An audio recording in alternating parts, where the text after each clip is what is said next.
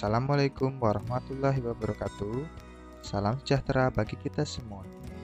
Dalam video ini, saya akan menyampaikan materi pelajaran seni budaya SMP kelas 7 tentang bernyanyi dengan satu suara.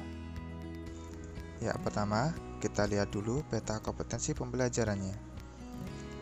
Di sini ada menyanyi dengan satu suara atau unisono, dan di dalamnya terdapat teknik-teknik dalam bernyanyi. Seperti contoh, ada teknik pernafasan. Teknik pernafasan di sini terdapat perut, dada, dan diafragma. Dan untuk teknik vokalnya, ada frasering, intonasi, dan artikulasi. Sebelum kita membahas tentang apa itu bernyanyi secara unisono atau satu suara, kita bahas dulu tentang apa itu menyanyi. Menyanyi merupakan aktivitas yang dapat dilakukan oleh siapa saja dan kapan saja. Menyanyi adalah melantunkan suara dengan nada-nada yang beraturan. Tujuan bernyanyi adalah untuk mengungkapkan rasa kegembiraan, syukur, bahkan duka. Baik, kita akan masuk ke materi bernyanyi secara unisono. Pasti kalian bertanya-tanya, apa sih bernyanyi secara unisono itu? Oke, bernyanyi secara unisono adalah bernyanyi satu suara seperti menyanyikan melodi suatu lagu. Partitur atau notasi vokal lagu dalam bernyanyi unisono hanya dinyanyikan melodi pokoknya saja. Itu intinya dari bernyanyi secara unisono. Sebagai contoh, saya akan menyanyikan lagu daerah dengan judul Apuse. Apuse kokondao yarabe sorendoreri wuflenso paninema baki pasei.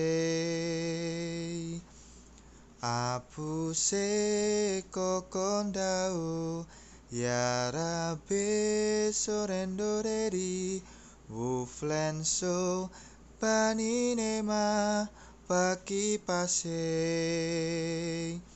Arafabie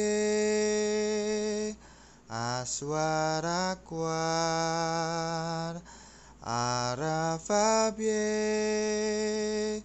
aswara kwar.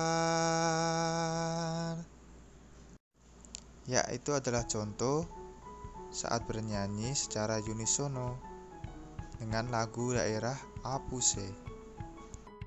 Sekarang kita masuk di bagian teknik vokal dan organ suara manusia.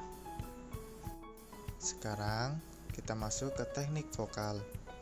Pada acara pencarian bakat di televisi, istilah-istilah dalam teknik vokal sering kita dengar dari komentar dewan juri. Istilah-istilah itu diantarain kejelasan ucapan, kebenaran pemenggalan ucapan pada kalimat lagu, sikap dalam bernyanyi, dan kemampuan menyanyikan nada tinggi dan rendah. Berikut ini adalah arti dari istilah tersebut. Yang pertama yaitu ada artikulasi.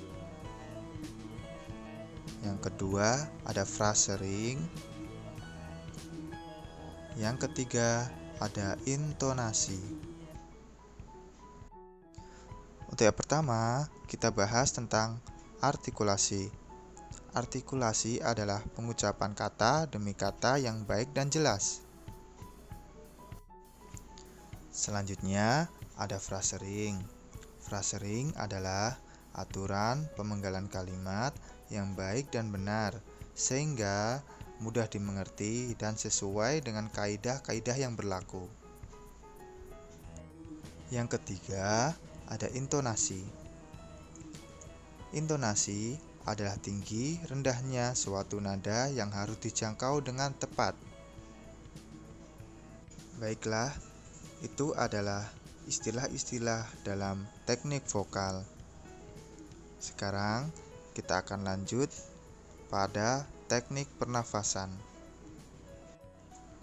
Teknik pernafasan dibagi menjadi 3.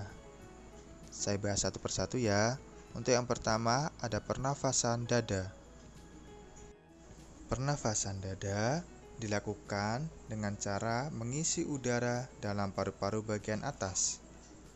Pernafasan ini sangat pendek dan tidak cocok digunakan dalam vokal. Dalam pernafasan dada, bagian tubuh yang mengembang adalah dada. Jenis pernafasan ini biasanya dipakai untuk menghasilkan nada-nada rendah. Namun, kelemahannya sang penyanyi akan mudah kehabisan nafas sehingga kurang baik dipakai ketika bernyanyi. Selanjutnya, ada pernafasan perut.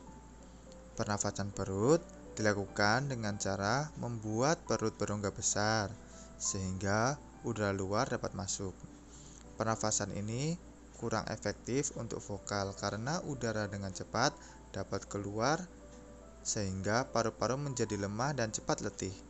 Dalam pernafasan perut, bagian tubuh yang mengembang adalah perut. Jenis pernafasan ini dapat menghasilkan suara sangat keras. Namun, pernafasan perut tidak begitu baik digunakan dalam bernyanyi. Yang ketiga adalah pernafasan diafragma. Saat diafragma menegang atau lurus, rongga dada dan rongga perut menjadi longgar dan volume menjadi bertambah.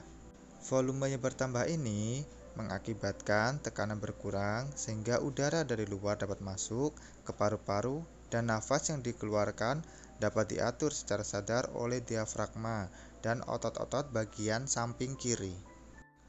Pernafasan ini paling cocok untuk bernyanyi karena dapat mengambil nafas sebanyak-banyaknya dan mengeluarkan secara perlahan-lahan dan teratur. Dalam pernafasan diafragma, udara ditarik sedalam mungkin dan disimpan dalam diafragma. Kemudian, udara dikeluarkan secara perlahan sewaktu bernyanyi. Pernafasan ini memungkinkan kita menghasilkan suara murni dengan nafas yang panjang. Oke, sekarang saya beri pertanyaan. Dalam waktu 5 detik, silahkan coba kalian jawab pertanyaan ini. Pernafasan apa yang paling cocok untuk bernyanyi?